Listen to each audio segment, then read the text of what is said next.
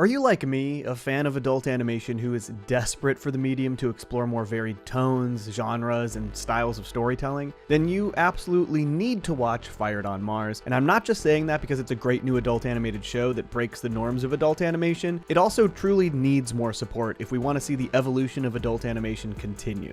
So, let's talk about it. For the first part of this video, I'm going to pitch Fired on Mars to you, mostly spoiler-free, and talk about why I think supporting it is so important, and then I'm going to let you know before I get into more spoiler territory. So, the basic premise of Fired on Mars is that this guy Jeff takes a one-way trip to Mars to work at a startup colony as their graphic designer, and as soon as he gets there, his job is eliminated, throwing his entire existence up in the air. Here's how I describe the show, though. It's like King of the Hill crossed over with Infinity Train, crossed over with Last Man on Earth, crossed over with Severance. Take King of the Hill-esque character designs, pop them into some gorgeous Infinity Train-like settings / backgrounds, take a pinch of Tandy from Last Man on Earth, and that's Jeff. Not quite as painfully cringe as Tandy is, but even when you empathize, he'll do stuff that makes you say, no, don't do that. Then throw him into a work culture / setting that has all of these weird, confusing quirks, a bit like Severance, but also sort of like if a tech startup tried to run a Bioshock city, and then accompany that with an incredible score that also feels a bit like Infinity Trains, but maybe a bit more cerebral and cinematic.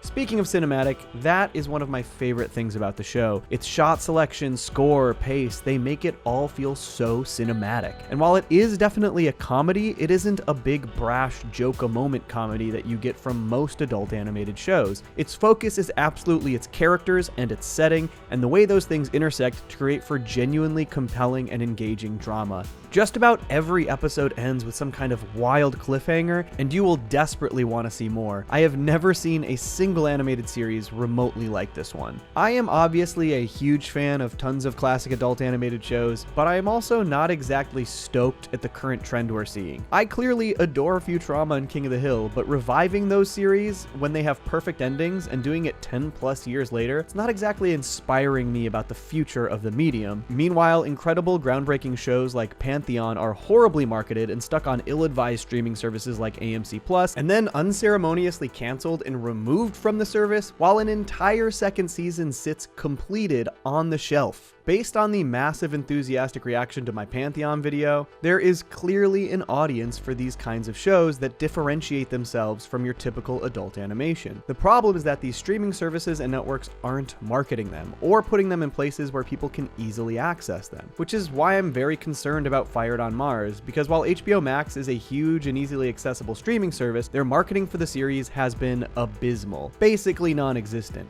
Nobody knew this thing even existed until 3 days before the first 2 episodes premiered. When I tweeted the trailer, it got 4 times as many likes as the official account's trailer tweet. For God's sake, there isn't even a Wikipedia page for the show yet. What are they doing? And this is all on HBO and their marketing department. And that is why I'm begging all of you to check this show out, because I know there is an audience out there for this kind of series. Even if they aren't willing to market them properly or get the word out, if we can still somehow manage to show them that there's an audience, maybe they'll continue to innovate in this medium the way I know people are clamoring for. This show deserves to get more attention. These writers deserve a chance to tell more of this story. Currently, there are 4 episodes out of 8 on HBO Max, and 2 episodes drop every single week, so we've still got some time to crank up those viewership numbers and get people interested. Check out the available episodes, tell your friends. I actually got to watch the entire first season via screeners, and let me tell you, it only gets better and better. This show is special. Please go check it out. Okay, this is where I'm going to go into deeper spoiler territory and talk about the specifics I love about the show, but only from the first 4 episodes though. I won't spoil the back half. So if I've already sold you, please go watch it. Okay, so let's talk about the things I love about these first 2 episodes. I think with the main premise being such an obviously frustrating situation, one that anyone can be infuriated by just thinking about, you can really empathize with Jeff, even though Jeff himself can be a very frustrating character. This is a guy who gave up his home to take a chance on a new life on an entirely new planet. But with the only people on Mars belonging to this startup colony Marsley, they basically have control over every aspect of your life. They're not just the company you work for, they're your landlords, your government, your providers, and to immediately be told you're redundant and not have any opportunity to go back to Earth, yikes, that is a terrifying situation. Jeff's only remaining hope is left in his girlfriend, Hannah, who also works at Marsley back on Earth and is supposed to join him before too long. And after he's fired, even she starts to turn on him. There she is, busiest woman at Marsley. Yeah, busy doing actual work. Remember that? So though it's easy to look at Jeff and say, wow, this guy is incredibly frustrating, I think it's just as easy to empathize with how desperate he must feel in that scenario. The one thing he had to devote his time and energy to is gone, and the only way for him to really find anything else that can sustain him is through the very same people who canned him. Brutal. So understandably, Jeff throws himself into other things, tries to find something new to occupy him. Hilariously, the first one being labels and label theory. Of course, throwing himself into labels actually depletes the entire colony of their label supplies, which absolutely pisses off Marston. Jeff's response here kills me though.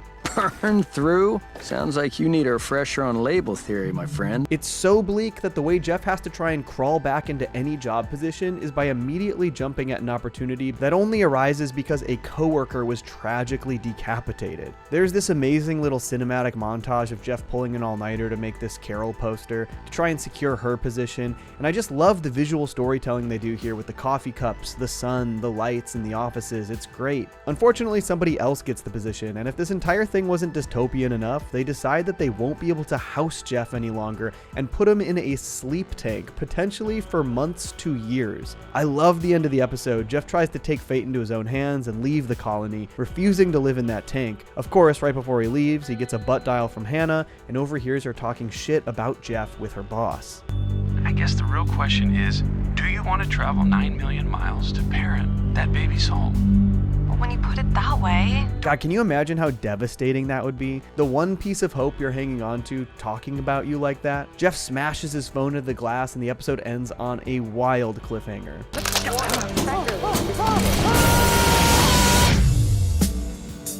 Man, the drama in this first episode alone really does it for me. But every episode does such a great job showing Jeff's continued fruitless journey to find some kind of position that will bring him purpose. The next episode opens with Jeff being purged from the tank after he nearly dies. If this wasn't all dystopian enough for you, he was in there for 2 months. And to make it all hit even harder, Jeff is just bruised and bleeding out of his eye the entire episode. To try and cover for their mess, Marsley makes him an intern in the Dreamspiration department where he works under Jackson Olivier, who is a great character. I'm not joking when I tell you that I plan on running this entire colony someday.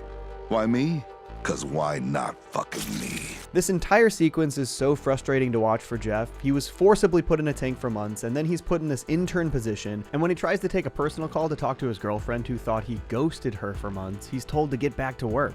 There's just no way for Jeff to win. The Dreamspiration department basically operates it all because of Jackson. He takes care of the boss Reagan in basically every way, including turning up the nitrous gas in the office to induce euphoric feelings. And Jax will go to great lengths to protect his people. What are you doing? That's what happens to people who fuck with my peeps. This episode features one of Jeff's first small wins. He becomes really close with Jax. They get each other. They work well together. He actually has something to live for on Marsley for the first time. And Jax decides to try and let him get a big win to hopefully get him promoted by putting him in charge of Reagan's birthday party. Unfortunately, when setting everything up, he runs into a series of people who simply don't like or respect him. So they don't give him the right cake, the right balloons, the right flowers, and the party ends up looking like a barn. So to try and fix it, Jeff cranks the nitrous, and miraculously, because of that nitrous, Reagan loves it. Jax even secures the promotion for Jeff right as somebody lights a candle, igniting the nitrous and causing a massive explosion, ending the episode. Almost every episode ends with an insane cliffhanger like this, and I promise you, it just gets better from here. This entire season is about Jeff's long search for purpose and stability in this devastatingly bleak place, when it seems like there isn't any real reason to have hope. And through his failures and follies, Jeff eventually does find things worth living for, and he's forced to make tough decisions, to choose between success and what is right.